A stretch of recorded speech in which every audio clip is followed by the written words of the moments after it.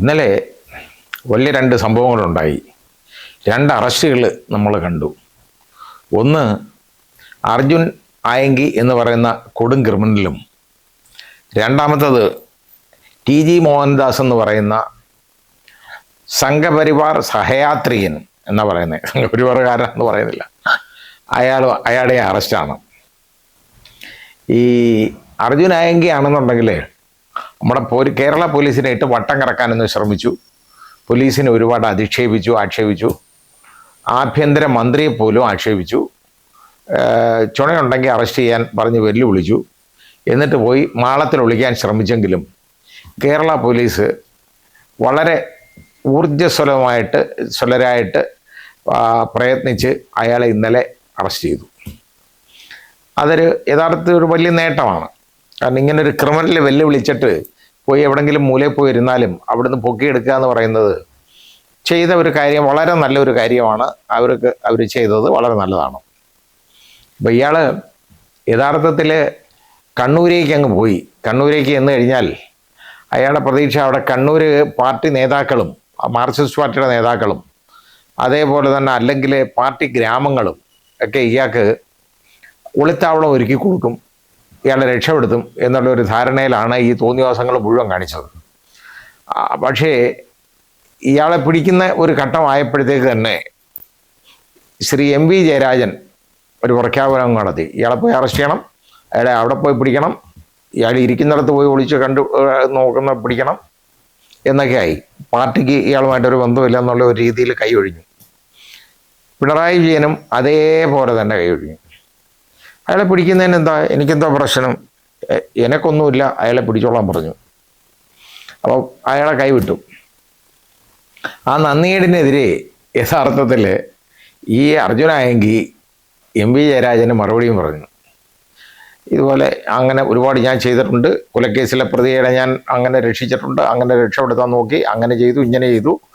അപ്പോൾ ഇത് കൈവിട്ടാലും ഈ പിന്നിൽ നിന്ന് കുത്തരുതെന്ന് പറഞ്ഞു. അങ്ങനെ പിന്നിൽ നിന്ന് കുത്തരുതെന്ന് പറഞ്ഞ് അയച്ച ആ മെസ്സേജിനൊക്കെ ഉണ്ടല്ലോ, ഇത് ഫേസ്ബുക്ക് പോസ്റ്റിനുമൊക്കെ ഒരുപാട് ലൈക്കാണ് കിട്ടുന്നത്. ഇവനൊക്കെ ലൈക്ക് അടിക്കാൻ പോകുന്നവന്മാരെ ഒന്ന് ആലോചിച്ച് നോക്കിയുള്ളൂ, തെണ്ടികളെ. ഇതിന് ലൈക്ക് അടിക്കുന്നവന്മാരെ, ഇവനെ ഇതുപോലുള്ള ഒരു വലിയ കൊടും ക്രിമിനൽ, ഇവനെ ക്രിമിനലായ എങ്ങനെയാണെന്ന് ചോദിച്ചു കഴിഞ്ഞാൽ യഥാർത്ഥത്തിൽ വെറും പയ്യനായിരുന്നപ്പോൾ അവൻ SFIയുടെ പ്രവർത്തനമായിരുന്നു. അത് കഴിഞ്ഞ് അവൻ DYFIയുടെ പ്രവർത്തനമായിട്ട് മാറി. DYFIക്ക് വേണ്ടി ഉണ്ടാപ്പണികൾ ചെയ്യുന്ന ഇടപാടായിട്ട് അങ്ങ് മാറി. അതുമാത്രമല്ല, ആദ്യം ഈ സൈബർ ഗുണ്ടകളുണ്ടല്ലോ, ആ സൈബർ ഗുണ്ടകളുടെ സർവീസായിരുന്നു ഇവനുണ്ടായിരുന്നത് കുറേ നാൾ. അപ്പോൾ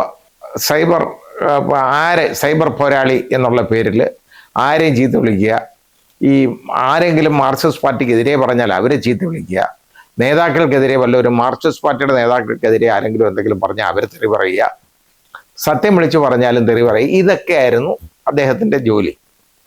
ഇത് കഴിഞ്ഞതിന് ശേഷം നോക്കി പിന്നെ ഉള്ളത് പാർട്ടിക്ക് വേണ്ടിയുള്ള ഇടപാടുകൾ, കൊലക്കേസുകളിലെ പ്രതികളെ സംരക്ഷിക്കുക. അങ്ങനെ ഇയാൾക്ക് ഈ കൊടിസുനി മുതലായ ആളുകളുണ്ടല്ലോ, നമ്മുടെ ചന്ദ്രശേഖരനെ, TP ചന്ദ്രശേഖരൻ വധക്കേസിലെയൊക്കെ പ്രതി, അയാളുമായിട്ടൊക്കെ വളരെ അടുപ്പമാണ്, കൊടിസുനിയുടെയൊക്കെ ആളാണ്. ആ രീതിയിൽ അതുപോലെ തന്നെ ആകാശ് തില്ലങ്കേരിയുടെ ആളാണ്. ഇങ്ങനെയൊക്കെ ഉള്ള ഒരു വലിയ നേട്ടങ്ങൾ ഒരുപാട് വാരിക്കൂട്ടിയ ആളാണ്. അപ്പോൾ ഇയാളെ പാർട്ടി ഒരു പരുവത്തിന് ഇയാളെ പ്രൊട്ടക്റ്റ് ചെയ്തുകൊണ്ടിരുന്നു. ഇപ്പോഴും അണികൾ, അതായത് DYFIക്കാരും അതുപോലെ തന്നെ CPMൻ്റെ അണികളുമൊക്കെ ഇയാളെ വളരെ സപ്പോർട്ട് ചെയ്യുന്നതാണ് നമ്മൾ കാണുന്നത്. ഇത്രയും വൃത്തികേട് കാണിക്കുന്നവർ തന്നെ ഇവർ കൊണ്ടു നടക്കും, ചുവന്നു നടക്കും. അതിൻ്റെ കാരണം ഉപകാര സ്മരണയാണ്. കാരണം പണ്ടൊത്തിരി ഇയാൾ പാർട്ടിക്ക് ഇതിനു വേണ്ടിയൊക്കെ പ്രവർത്തിച്ചിട്ടൊക്കെ ഉണ്ട്. അതാണ് കാര്യം. അപ്പോൾ ഏതായാലും അവിടെ ചെന്ന് സപ്പോർട്ട് കിട്ടുമെന്ന് വിചാരിച്ചു പോയി. അവസാനം പാർട്ടി ഗ്രാമങ്ങൾ കൈയൊഴിഞ്ഞു. അവിടെയും ഇയാൾക്ക് കയറി അവിടെ ഒളിത്താവളം ഒരുക്കാൻ അവർ തയ്യാറായില്ല. അങ്ങനെയാണ് അവസാനം ഒരു അഭിഭാഷകയുടെ ഫ്ലാറ്റിൽ ഇയാൾ ചെന്ന് പറ്റി. അവിടെ വെച്ച് ഇയാൾ പോലീസ് വളഞ്ഞ് ഓടി രക്ഷപ്പെടാൻ നോക്കിയെങ്കിലും അവർ വളഞ്ഞിട്ട് പിടിച്ച് അതാക്കി കഴിഞ്ഞപ്പോൾ ഇയാളെല്ലാം എപ്പോഴും പറയുമല്ലേ, കടലിൽ പോയവരെ എന്താ കണ്ടുപിടിക്കാത്തതെന്ന്. ഇപ്പോൾ അതാ ചോദിക്കുന്നത്. എന്തെങ്കിലും ഒന്ന് പറയണ്ടേ. ഈ വലിയ വീരവാദം മുഴുകി ഞാൻ ഇങ്ങനെയാണ്, ചുണയുണ്ടെങ്കിൽ പിടിച്ചോ, നട്ടലുണ്ടെങ്കിൽ അങ്ങനെ ഇങ്ങനെ എന്നെ ഇനി കാണണമെങ്കിൽ അങ്ങ് സുപ്രീം കോടതി വരണം, ഇതെല്ലാം പറഞ്ഞവനെ അവസാനം പിടി വീണ് കഴിഞ്ഞപ്പോൾ ഉണ്ടല്ലോ, ഒന്നുമില്ല, വേറെ കടലിൽ പോയവരെ എന്താ പിടിക്കാത്തതെന്ന്. ഇതാണ് കടലിൽ കാണാതായവരെ. ശരിയാ, ഈ രീതിയിലാണ് യവന്മാർ പെരുമാറുന്നത്. ഏതായാലും അവിടെ ഈ പാർട്ടിക്ക് വേണ്ടി ഇടയ്ക്ക് ഈ ജോലി, ഇത് ക്രൈം ജോലികൾ അങ്ങ് തീർന്നു.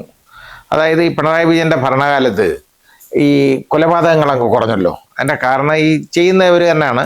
അപ്പോൾ പിന്നെ അവർക്ക് ജോലി ഉണ്ടാക്കണ്ട എന്ന് പറഞ്ഞിട്ട് ആ സമയത്ത് ഈ കൊലപാതകങ്ങൾ കണ്ണൂരിൽ കുറഞ്ഞു. ക്രിമിനൽ പ്രവർത്തികളും ഒരുപാട് കുറഞ്ഞു, താരതമ്യേന കുറവായിരുന്നു. അങ്ങനെ വന്നു കഴിഞ്ഞപ്പോൾ യുവന്മാർക്ക് ജോലിയില്ല. യുവന്മാർക്ക് ആരെങ്കിലും ഇപ്പം അടിക്കാൻ വിളിച്ചുകൊണ്ട് പോയാൽ അമ്മമാർക്ക് അടിച്ചേ വെക്കുള്ളൂ. ഇപ്പോൾ എന്ന് വെച്ചാൽ ഇതെല്ലാം കൂലിപ്പടയാളികളല്ലേ, യവന്മാർ കൂലിത്തല്ലിന് പോകുന്നവന്മാരാണ്. അപ്പോൾ ഇങ്ങനെ ഒരുത്തനെ വിളിച്ച അവന്മാർക്ക് ആരെങ്കിലും എടുത്തിട്ട് അടിച്ചേ വെക്കും. അത് ആരെ അടിക്കാൻ കിട്ടിയില്ലെങ്കിൽ ഈ വിളിച്ചുകൊണ്ട് വന്നവനെ അടിക്കും അവർ. അങ്ങനെ ഒരു രസകരമായ സംഭവം പണ്ട് എൻ്റെ ശ്രദ്ധയിൽപ്പെട്ടിട്ടുള്ളതാണ്. അതായത് ഒരുത്തനെ ഈ കാശ് കൊടുത്ത് ഒരു കൂലിക്ക് തല്ലാനായിട്ട് ഒരുത്തനെ വിളിച്ചുകൊണ്ട് വന്നിട്ട് അവനും സംഘം ഒരു 3-4 പേരുണ്ട്. അവരെ വിളിച്ചിട്ട് പറഞ്ഞു ഇങ്ങനെ കാശും കൊടുത്തു, ഇത് അവനെ പോയി അടിക്കണം. പക്ഷേ ഈ അടി കൊടുക്കണമെന്ന് പറഞ്ഞുകൊണ്ടല്ലോ, ഒരു 2 ദിവസം കഴിഞ്ഞപ്പോൾ ഇവർ തമ്മിൽ അങ്ങ് രാജിയായി എന്ന് പറഞ്ഞു കഴിഞ്ഞാൽ അവർ തമ്മിൽ അങ്ങ് വളരെ അടുപ്പമായി. കുഴപ്പമില്ല, അന്നേരം അവന് മനസ്സിലായി തെറ്റ് പറ്റിയതാ, മറ്റവനെ അടിപ്പിക്കേണ്ടാരെന്ന് തോന്നി. കൊണ്ടാലും അവന്മാർ പോയി കണ്ടിട്ട് പറഞ്ഞു ഇനി അവനെ അടിക്കണ്ട കേട്ടോ, കാരണം പ്രശ്നമില്ല, പൈസ ഞാൻ തന്നു നിങ്ങൾ. അങ്ങനെ പറഞ്ഞു നോക്കത്തില്ല, ഞങ്ങൾക്ക് കാശ് വാങ്ങിച്ച് അടിച്ചു നോക്കൂ, എന്നാൽ നിന്നെ അടിച്ചേക്കാന്ന് പറഞ്ഞ് ഇവനെ എടുത്തിട്ട് അടിച്ചു എന്ന് പറയുന്നത് പോലാണ്. ഇപ്പം ഇവർക്ക് ജോലിയില്ലെങ്കിൽ ഇവർ ആരെങ്കിലും അടിച്ചു നോക്കൂ, അടിക്കാൻ പറഞ്ഞാൽ ഇവരങ്ങ് അടിക്കും. അടിക്കാൻ ആരെങ്കിലും കിട്ടിയില്ലെങ്കിൽ ഈ ഇടപെടുത്തിയിരുന്നവന്മാരെ അടിക്കും. അങ്ങനെ ഇവർക്ക് പണിയില്ലാതെ വന്നപ്പോൾ കണ്ടുപിടിച്ച ഒരു മാർഗമാണ് ഈ സ്വർണം പൊട്ടീര്, കൊള്ളയടി മുതലായ കാര്യങ്ങൾ. അങ്ങനെ സ്വർണ്ണക്കൊള്ള, അതായത് ഇവിടെ ഈ സ്വർണം വല്ലവനും അതുപോലെ സ്വർണ്ണക്കടത്തും, ദുബായിൽ നിന്നൊക്കെ സ്വർണ്ണക്കടത്തിനകത്ത് ഏർപ്പെട്ടു. ഇയാളും പിന്നെ എന്തോന്ന് ആയെങ്കിലും ദില്ലേരും തമ്മിൽ തെറ്റിപ്പോവും, ആകാശ് ദില്ലേരും തമ്മിൽ എപ്പോഴും തെറ്റിപ്പോവും. ആയെങ്കി കയറി ഇടപെട്ടു, സ്വർണ്ണക്കടത്ത് നടത്തി. പിന്നെ സ്വർണ്ണ പൊട്ടീരെന്ന് പറഞ്ഞു കഴിഞ്ഞാൽ അവിടെ നിന്ന് വല്ലവരും സ്വർണ്ണം ഇതുപോലെ കള്ളക്കടത്ത് സ്വർണ്ണം ഇവിടെ നടത്തും. ഇവിടെ കൊണ്ടുവരാനായിട്ട് ഇത് വാങ്ങിക്കാൻ നിൽക്കുന്ന പാർട്ടികൾ വന്ന് വാങ്ങിക്കുന്നവനെ വഴി തടഞ്ഞു നിർത്തി അവൻ അടിയും കൊടുത്ത് അവൻ്റെ ഇത് പിടിച്ചു കുറച്ചുകൊണ്ട് പോകും. അതാണ് ഈ പൊട്ടീര്. അങ്ങനെ പൊട്ടീരും എല്ലാം അങ്ങ് നടത്തി വളരെയായി, വലിയ പൊട്ടീരായി. അങ്ങനെ കഴിഞ്ഞ വർഷം അന്നുണ്ടെങ്കിൽ ഏതാണ്ട് ഒരു സ്വർണ്ണ പൊട്ടീര് ഇടപാടിൽ 4 പേരാണ് വാഹനം അപകടത്തിൽ കൊല്ലപ്പെട്ടത്.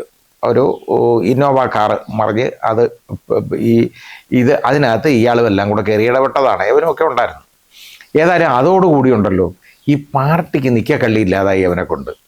ഈ പൊട്ടീരിനകത്തുനിന്ന് ഇത് വന്നു. അപ്പം ഞങ്ങളല്ല ഇത്, ഞങ്ങൾക്ക് ഇയാളുമായിട്ട് ബന്ധമില്ല എന്നുള്ള രീതിയിലൊക്കെ പറയേണ്ട ഗതികേട് വന്നു. അങ്ങനെ കുറച്ച് അകന്ന് കഴിയുന്ന നേതാക്കൾ മാത്രമേ ഉള്ളൂ. അത് പുറത്ത് എല്ലാവരും കാണേ, അകത്തങ്ങനല്ല, അടുപ്പാണ്, അളിയനുമാണ്. അപ്പം പക്ഷേ ഇവിടെ വരുന്നുണ്ടേ പുറത്ത് പറയുമ്പോൾ ഇതേ പറയുള്ളൂ. പിന്നെ ഇയാൾക്ക് ഇത്രയും സ്വാതന്ത്ര്യവും സൗകര്യവും ഒക്കെ എങ്ങനെ കിട്ടിയത്? പിന്നെ ഇയാളുടെ കേസിനകത്ത്, അതായത് ചാർജ് ഷീറ്റ് കൊടുത്തത് 120 ദിവസം കഴിഞ്ഞാൽ ചാർജ് ഷീറ്റ് കൊടുത്തത് കേസിന്. അപ്പോഴത്തേക്ക് ഇയാൾക്ക് സ്വാഭാവിക ജാമ്യം കിട്ടി, കമ്പൽസറി ബെയിൽ ഇയാൾക്ക് കിട്ടി ഒരു കേസിനകത്ത്. അതൊക്കെ നമ്മൾ ആലോചിക്കേണ്ടേ. അത് ആരുടെ കാലത്താണ്? പിണറായി വിജയൻ്റെ കാലത്താണ്. എന്താ കാര്യം? ഇവനാണ്,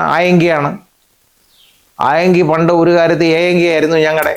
അതുകൊണ്ട് ആ രീതിയിലാണ് പോയിക്കൊണ്ടിരുന്നത്. ഏതായാലും അത് പിടികൂടി അതങ്ങ് നിന്നു, ഇടപാടായി. ഇപ്പം ഇത് നമ്മൾ മനസ്സിലാക്കേണ്ടത് എന്താണെന്നറിയോ?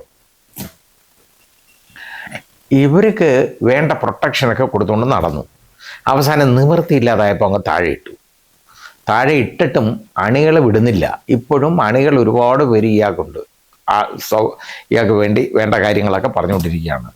ഏതായാലും ഇയാളെ പിടികൂടിയതുണ്ടല്ലോ വളരെ വലിയ കാര്യമാണ് എന്ന് തന്നെ പറയണം. കാരണം പോലീസിൻ്റെ ഒരു ആത്മവീര്യം കെടുത്തുന്ന രീതിയിൽ പെരുമാറിയ ഒരുത്തനെ പോലീസുകാർ വളഞ്ഞിട്ട് പിടികൂടി. ഏതായാലും വലിയ കാര്യമാണ്.